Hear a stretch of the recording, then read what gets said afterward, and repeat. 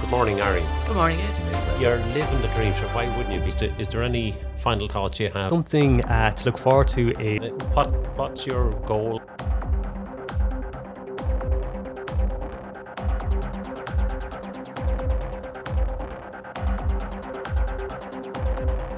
This morning, I'd like to welcome Brendan Sidney. Brendan is from Retrofit Ireland. Good morning, Brendan. Hi, Ed.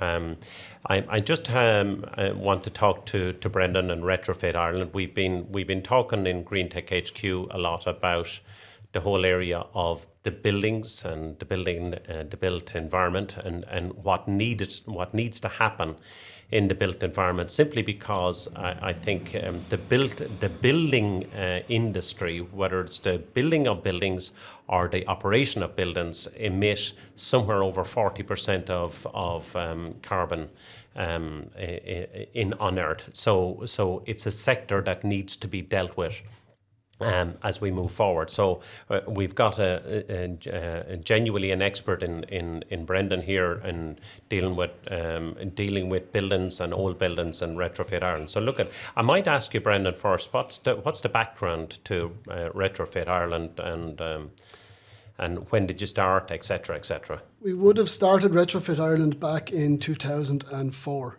Yeah. I would be fourth generation in construction. Yeah. So we would have been building and plastering and carpentry work, and I suppose around 2004, 2005, everything was booming.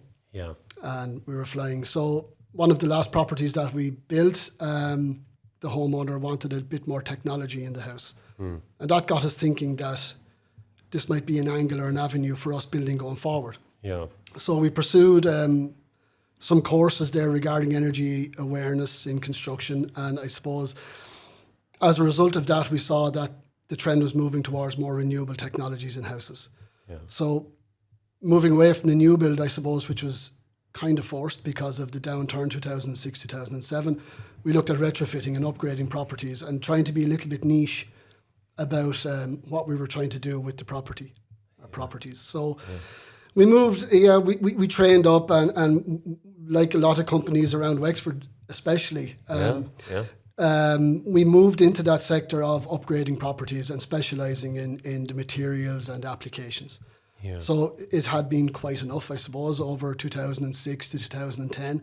And then things got a bit of traction with SEAI coming on board and expanding their grant schemes. Yeah. So at the start, Retrofit Ireland was set up, 2004, but I suppose until 2010, it didn't get much traction. Yeah. But from 2010 on, with the input of SEAI, which we can go into later if you want, Yeah. and I suppose the supply of grants, it gave us the little injection to keep going. Yeah. Because it wasn't very fashionable at the time and money was tight. So leading up onto now, I guess 2023, we've seen a massive increase in the want and requirement for retrofitting in the construction sector. Yeah. So that's where we are. Well, what's the principle or even the definition of retrofitting? So retrofit can apply to anything really. It's basically making something old or existing new. So you retrofit. So in the property side of things, what we're trying to do is we're trying to upgrade properties to be more efficient and I suppose better places to live in. And by that we upgrade the fabric of the house. And what we mean by the fabric, we mean the walls, the windows, the floors, the ceilings, the attic spaces, to retain the heat essentially. The principle is that we retain the heat, therefore the houses become more efficient because they don't require more heating. Yeah. And then as well that they are actually better, more healthy places to live in. Yeah. So retrofitting is the upgrading of an existing model or type into a newer, more modern type of, and in this case, it's properties. Yeah, I'm with you. Yeah. What's is the driver energy efficiency, or is there a regulatory driver to making this happen now in 2023? There are regulatory procedures, and if I can, I suppose, jump back to where we start. Where this all kicks off is 1988, the Kyoto Protocol. Yeah. You know, where the countries came together to decide that we need to do something about climate change. Yeah. So Further on from that, then we have a regulation called the EPBD, which is the European Performance and Building Directive. So it's a European directive that all properties must be upgraded or become at least 30% more efficient in their emissions. Yeah. And this is to be by 2050. So it's a European directive, and I suppose the reason why we are getting grants and there's such a pushes on it is because Ireland as a country is going to be fined if we don't achieve these thresholds every year up to 2030 and up to 2050, where we should be carbon free in construction. So the regulation is there and the frameworks are there, and it's the government's position that they have to abide by it, or there are penalties Ireland as a country has to pay if they don't adhere to these regulations. Yeah, like what are the targets for the retrofit sector and energy upgrading of all the national stock of companies? So the targets are at the moment pretty lofty, because we're basically 3 years into a 10-year plan to get to 2030, which due to COVID and due to external factors, we haven't really been able to get our feet on the ground into people's houses. But the targets are 50,000 houses a year to be retrofitted. Yeah. So the 2030 proposal was 500,000 houses to be retrofitted or upgraded to a BER level of B2. Yeah. Like I said, we're 3 years into that, so that gives us and we're not meeting 50,000 houses a year. Yeah. You know, so we can put it back out to 60,000 houses a year at that rate. So the target of 500,000 houses by 2030 is lofty, but bear in mind as well, 500,000 houses is only a third of the housing stock in Ireland. I know. So we're looking at what in some ways is daunting, a level of requirement. Yeah. But I mean, we are where we are now, and we're trying to get there. So, Brendan, I from any type of leadership position, and that's what the government are trying to do in this case. They're taking a leading position in saying, okay, we have targets, we need to get there from an international point of view, we need to get there from our own point of view, we need to have these lofty targets. But just like any business, when you put a big target on the wall, or a team or whatever, then you need to start doing something about it that Monday morning or that Tuesday night in training. So what vehicles have the government put in place, and what vehicles are there in place to actually try and hit these targets? there are, I mean, the government has been proactive, I suppose, over the last 10 years. Definitely with a bigger push in the last 2 to 3 years, obviously since we hit 2020 and the 10-year target was set. Yeah. There would have been cases, there is grants available which the government would subsidise a certain percentage of the cost of installation of insulation. Yeah. So over the years we would have seen grants like the Better Energy Home Scheme, the Warmer Home Scheme and the Deep Retrofit Scheme, which are current and are available, and they supply different levels of funding towards helping the homeowner to get to where they need to go, usually the B2 level. The Warmer Home Scheme is now currently focused on energy poverty and energy poor. So where there's funding there is available to 100% of the cost of works to upgrade the properties. So that would be insulation, walls, attic spaces. Yeah. Then we would have the Better Energy Scheme, which is a grant funding as well, and what's sometimes known as shallow retrofit. Yeah. And what they mean by shallow retrofit is it's single measures. So you can get your walls insulated, you can get external insulated wrap, you can get attic insulation, heat pump installation. Yeah. So they can be applied individually, and there are very good grants for it, 6,500 towards a heat pump. Yeah. There's actually 80% funding towards cavity insulation and attic insulation. So if you're lucky enough to have a cavity or an attic that can be done, it can be done relatively cheaply. Yeah. You know, so 80% towards that. Yeah. Then on the other end of the scale, we have the Deep Retrofit Scheme, which promises to fund.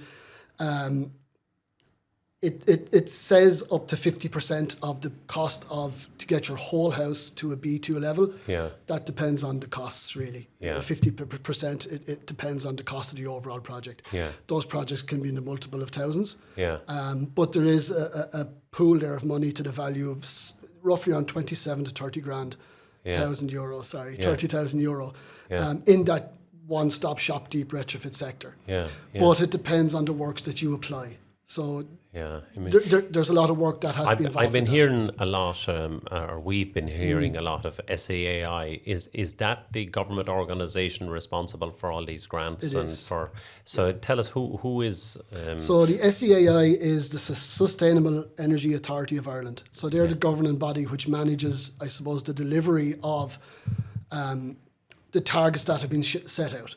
Yeah. So they're in charge of monitoring it, auditing, setting up the processes involved in grant application, monitoring grant application, and I suppose, like I said, auditing that the jobs have been completed and to the standard that's required by the training systems that have been set up through SEAI. Yeah. So they're the government body which monitors, audits, and I suppose reports back to the government with the targets, whether they have achieved and whether they haven't, and how much money they've spent, I suppose. So that's the government's vehicle. That's the government's vehicle. Yeah, Exactly. and you mentioned some of the grants that they're offering homeowners, whatever. What's the criteria for people looking for some of the grants and whatever? Sure. Obviously, they're different for different types of grants, but in general. So we do have our three versions. We have the warmer homes, which is energy poverty. So that can be applied through like social welfare or the council. Yeah. Better energy schemes, which are the shallow retrofit, they can be applied for individually. Or you can get companies like Retrofit Ireland to apply on your behalf and facilitate the works. Yeah. So there's single measures, wall insulation, like I said, attic insulation. Yeah. And then there's the one-stop shop scheme, which is... What's that? Yep, the one-stop shop is, in a similar way, a vehicle set up to facilitate deep retrofit grants. Yeah. And what the one-stop shop company does is, as a client... Can I hold you there for a one-stop shop company? So we're still talking SEAI as the delivery. So are SEAI creating one-stop shops around the country? And what constitutes a one-stop shop? Or who could be a one-stop shop?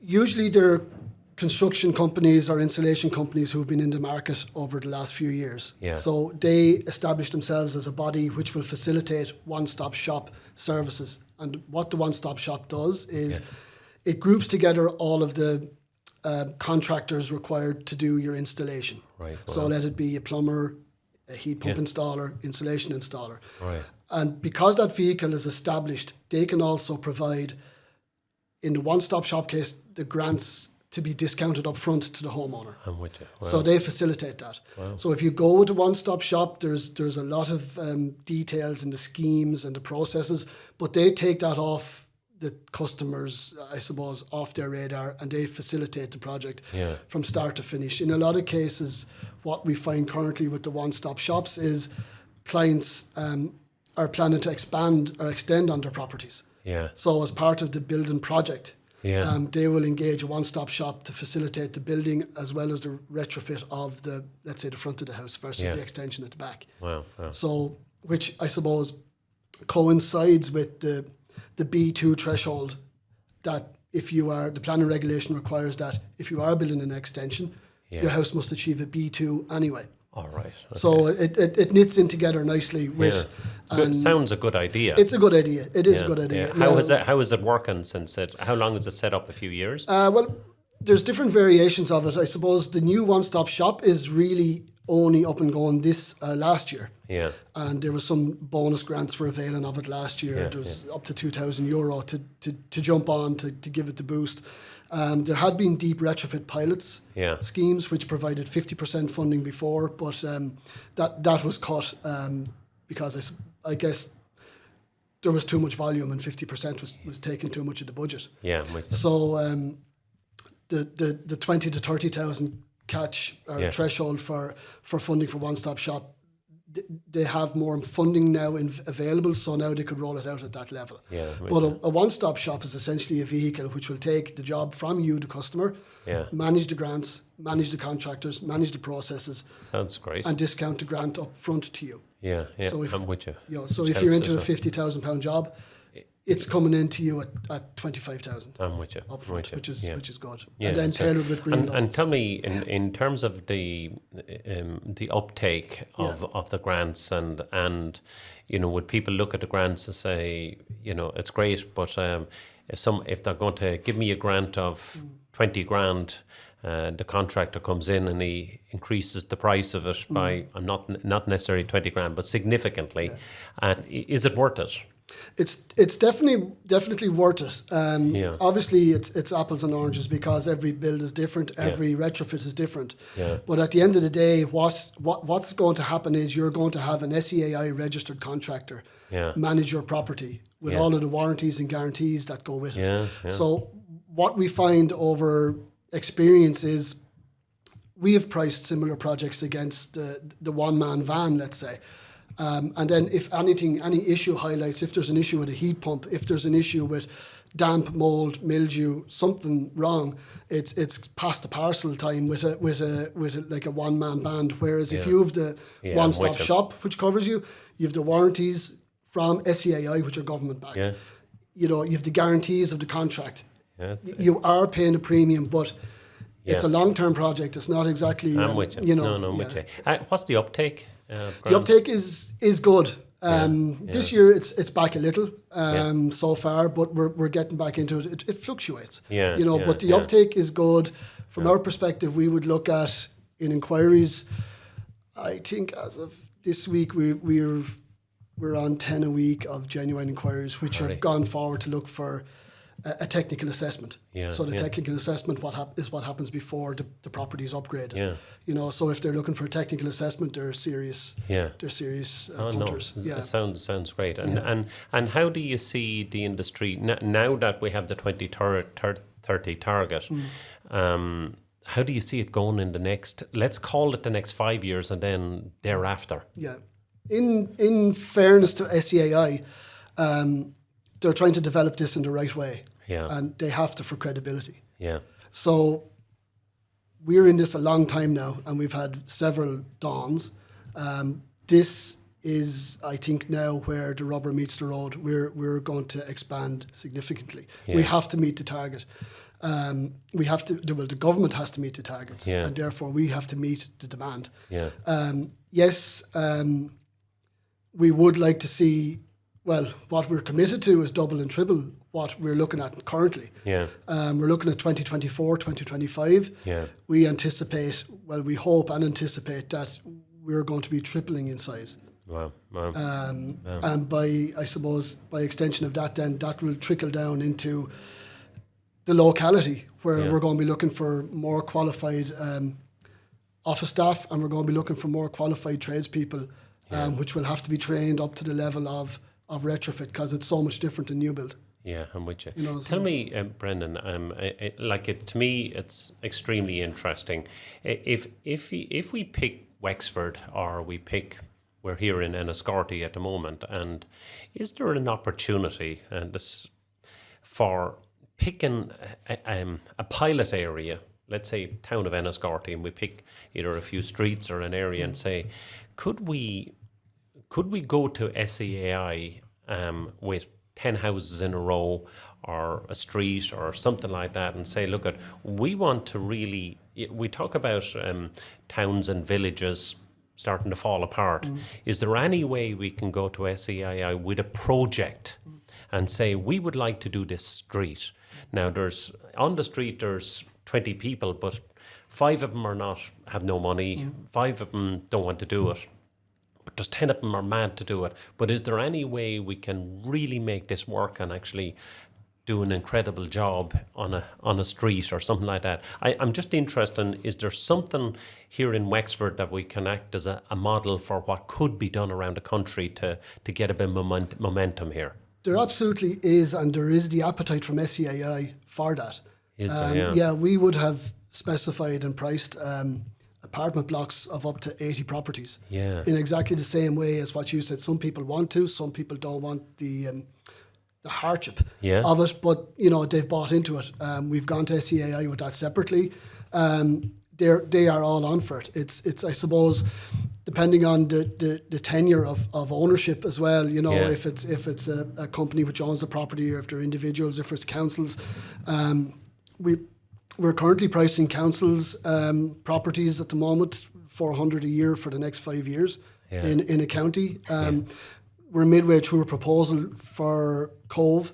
The island of Cove is 32,000 houses. Yeah. that want to be upgraded as part of a communal affair. Yeah.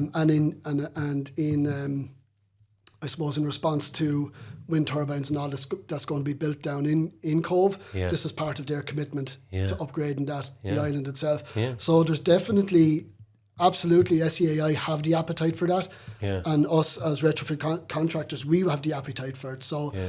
it's getting our staff, I guess, is the thing, is one of the major problems that we have. Yeah. Upskilling, Yeah. and there's such a demand versus new build. Yeah.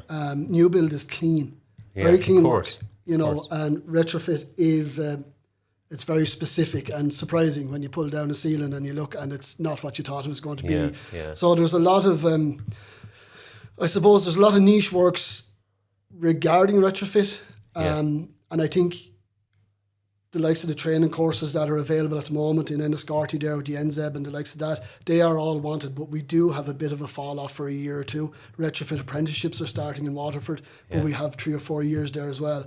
So we can see where the rubber will hit the road in 2025. Yeah. And from my company's perspective, we're trying to angle ourselves to be ready for that and to I'm meet with that. Yeah, and to, I suppose, yeah. weather demand until we get there. Yeah. And you enjoying it, Brendan? Love it. You love it. Every yeah. day. Yeah. It's love different. It, It's not, no disrespect to anyone in another job, but we see different houses every day. We meet different people every day.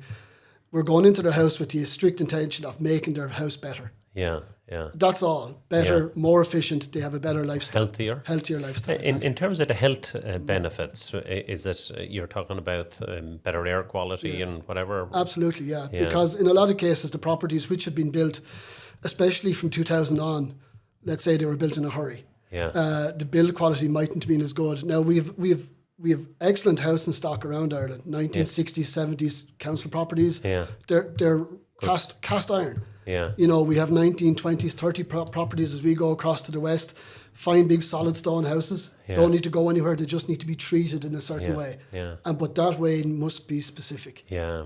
We can't just lob insulation onto things and hope that it'll work out for the best when it won't. Yeah. So there's a technical side of it there that we need to expand on. Yeah. But we are getting there. It is a slow boil, but we are fighting for the same tradespeople as the new build. Yeah. Okay. Well, look, Brendan, thank you very much for coming in this morning. Appreciate it. Great learning, and look forward to having you back again. And we might look at a few training courses and whatever, and maybe where we can bring in the local community here to learn a little bit more about retrofitting and applying for getting retrofitted, etc. So hopefully you won't mind coming back. No, not at all. Anytime, Ed. All right. Thanks Thank very you. much. Thanks, Brendan. Take care.